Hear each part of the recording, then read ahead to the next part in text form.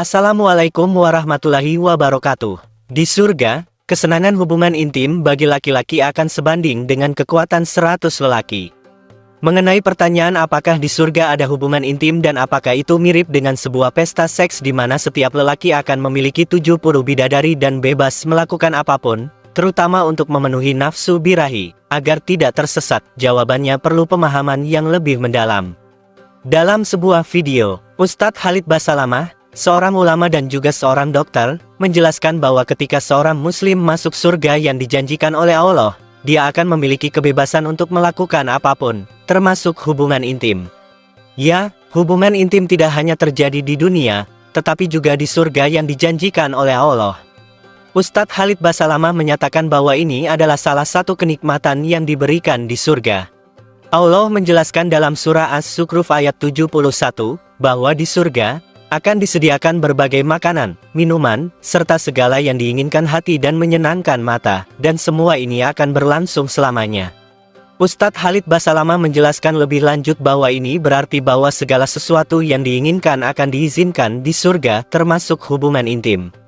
Dia kemudian menceritakan sebuah hadits dari salah satu sahabat Nabi Muhammad yang menceritakan pertemuan Nabi dengan seorang pria ahli kitab. Pria itu berkata kepada Rasulullah, "Wahai Abu Qasim, engkau mengatakan bahwa ahli surga akan makan dan minum." Rasulullah menjawab dengan tegas, "Benar, demi Allah, kamu akan memiliki kekuatan yang setara dengan 100 lelaki dalam hal makan, minum, dan juga seks," tegasnya. Menurut Ustadz Khalid Basalamah, berdasarkan perkataan Rasulullah ini, hubungan intim tetap ada di surga, namun tentu dengan kualitas dan kuantitas yang jauh berbeda. Kuantitas dapat dilihat dari fakta bahwa seseorang akan diberi kekuatan setara dengan 100 lelaki, sehingga satu individu dapat berhubungan seks berkali-kali.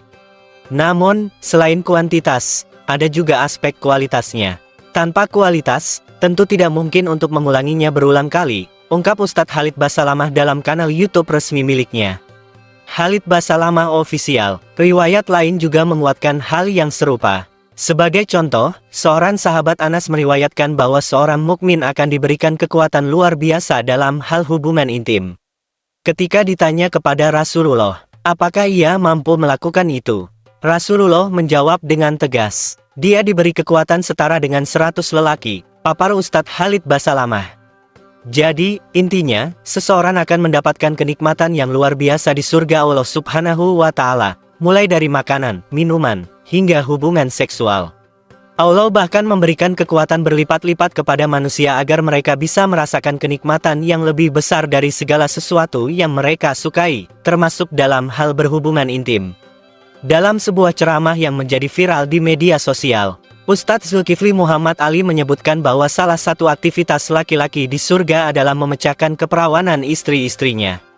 Kegiatan laki-laki di surga adalah membuka keperawanan istri-istri mereka. Perawan tetap menjadi perawan setelah malam pertama selesai. Di surga, setelah laki-laki melakukan hubungan intim pada malam pertama, keperawanan sang istri akan dikembalikan lagi atas izin Allah, dan begitu seterusnya. Begitu suami membuka keperawanan istri, keperawanan itu dikembalikan kembali. Ustadz Zulkifli menyampaikan dalam ceramahnya sambil merujuk pada hadits Nabi yang berkaitan dengan hal tersebut. Disebutkan dalam kitab Tamasya Kawarga oleh Syekh Ibnu Qayyim al-Jauziyah. Rasulullah bersabda, alat laki-laki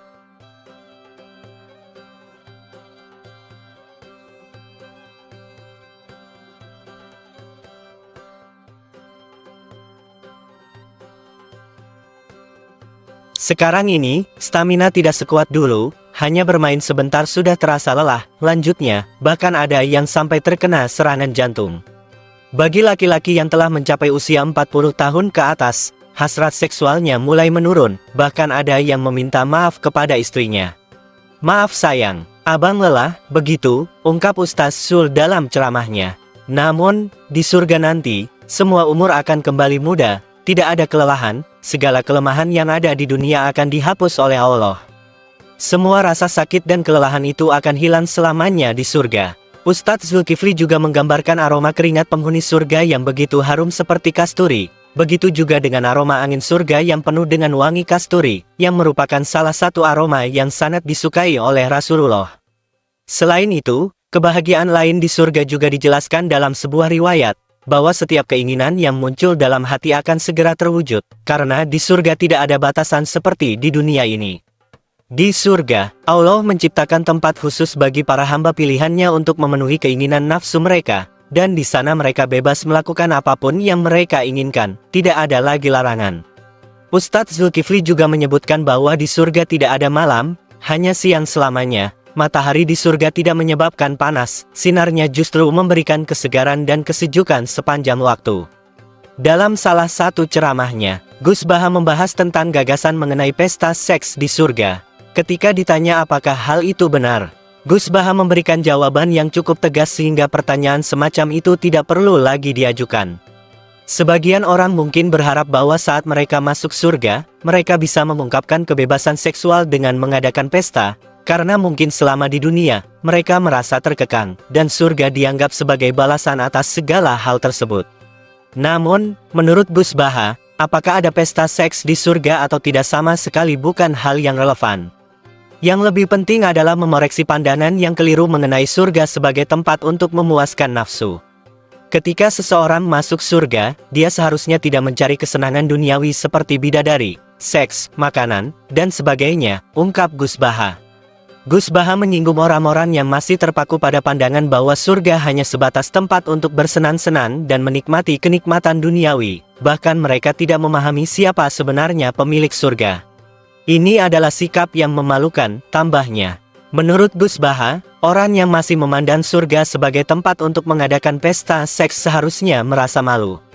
Para waliullah tidak melihat surga sebagai tempat untuk bersenang-senang dengan makanan dan seks. Mereka tidak pernah berpikir demikian karena mereka menemukan kenikmatan yang jauh lebih besar dari itu, yaitu kenikmatan berada dalam kehadiran langsung Allah, Sang pemilik segala kenikmatan yang mereka impikan. Justru bagi mereka, hal yang paling dinikmati adalah mendekat kepada Allah, jelas Gus Baha, sambil menguraikan isi kitab-kitab yang mengisahkan kisah para wali di surga, salah satunya adalah kisah Abu Qasim al-Junaidi. Ketika Abu Qasim al-Junaidi bertanya kepada Allah mengapa dia tidak melihat umatnya di surga, meskipun Allah telah menjanjikan bahwa mereka yang mencintainya akan bersamanya di surga. Allah menjawab bahwa sebenarnya umatnya telah masuk surga. Namun, mereka tidak menginginkan untuk bertemu Allah. Ketika diperlihatkan kepada Abu Qasim al-Junaidi, dia melihat umatnya sedang menikmati surga dengan pesta seks, makan-makan, dan menikmati fasilitas lainnya. Menurut Gus Baha, ini disebabkan oleh perbedaan orientasi orang yang masuk surga.